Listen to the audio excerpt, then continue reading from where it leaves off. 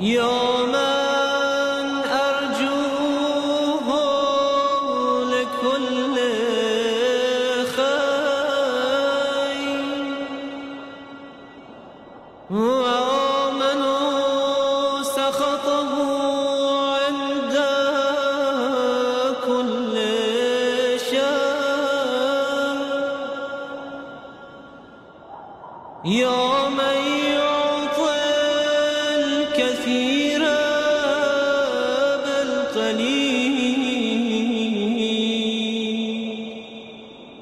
يا من يعطي من سلم يا من يعطي من لم يسأله ومن لم يعرف تحننا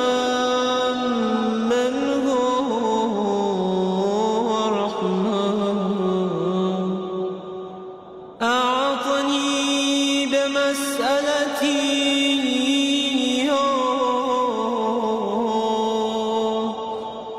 جميع خير الدنيا وجميع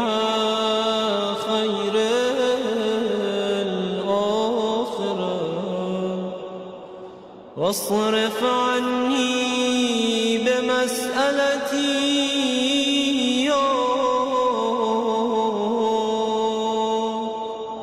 جميع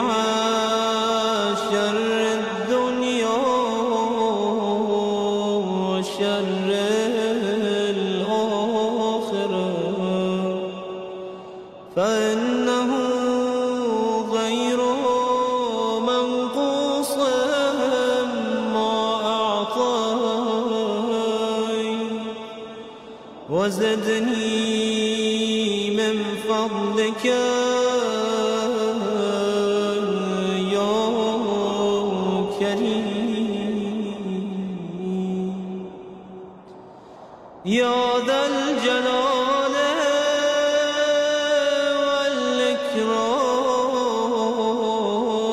والإكرام يا ذا النعماء